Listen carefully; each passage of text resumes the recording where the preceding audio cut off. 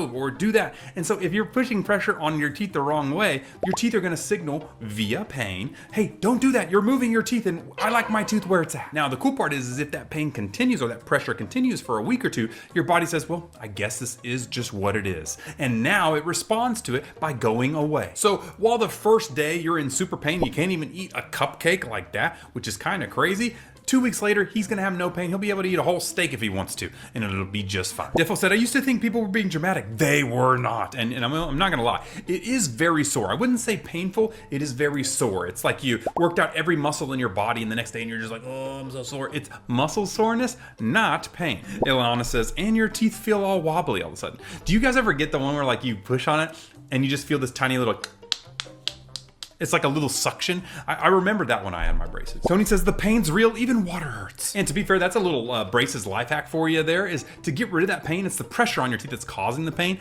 And so those wires are heat activated. So you can actually drink ice cold water, swish it around in your mouth for 30 seconds, and then the pain will go away for about 2 hours because you'll deactivate those wires. It's actually the heat of your mouth that activates those wires in the first place. So anything cold, even some ice cream, will take away some of that pain. That being said, the pain will go away eventually, and then you're gonna have that Hollywood smile that you've always wanted. So it's not that bad after all.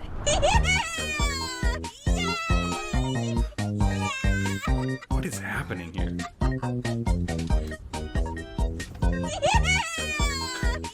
Oh my gosh.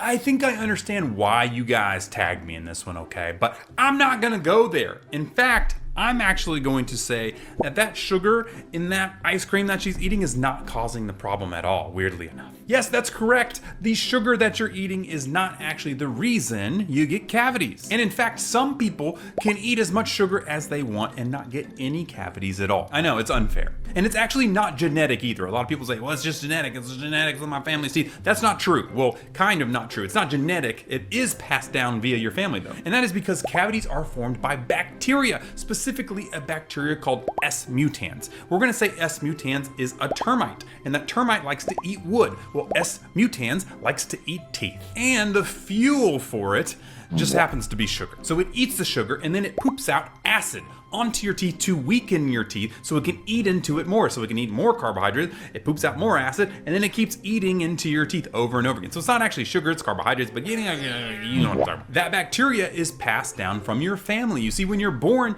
you can't get cavities or oral disease at all. You're a blank slate. And then your mother kisses you or your grandma kisses you or drinks after you, and then she gives you her oral microbiome. And depending on how much you get from your mother or father, it even determines, like if they just brush your teeth and they kiss you, you're not gonna get too many bacteria. But if they've been waiting all day long, or maybe they're not very good at brushing their teeth, you can get these high bacterial loads. And depending on what your parents give you, well, now you have a chance of getting high periodontal disease or gum disease, or in the case of a high level of strep mutans, you have a really high chance of getting cavities no matter how much you brush. And that is why some people you know don't have to brush at all and they never get cavities. And that's why some people you know brush all the time and they get cavities no matter what they do. So next time you get a cavity at the dental office, just blame your parents because it was their fault. Jamie says it's literally Pink Raven's laugh. I knew that sounded familiar to me somewhere. That's you are exactly right. That is Pink Raven's laugh. Me after taking a bite of the ice cream of worry and confusion. No, that face is actually me realizing that it wasn't my fault all this time. I've been brushing my teeth and I got the cavities because it was my mom's fault. She gave me the bacteria after all. Now that being said, regardless of all the bacteria in your mouth, you still need to brush, still need to floss, do your things. You could have one bacteria, different bacteria, all that. We're working on all that stuff. Obviously something nice. We've got the new biotech stuff that's actually actively working on this problem for the first time ever in oral care.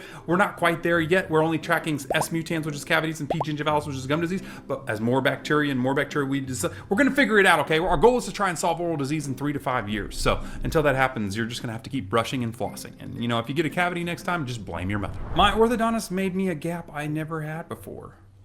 Oh, dude, that face.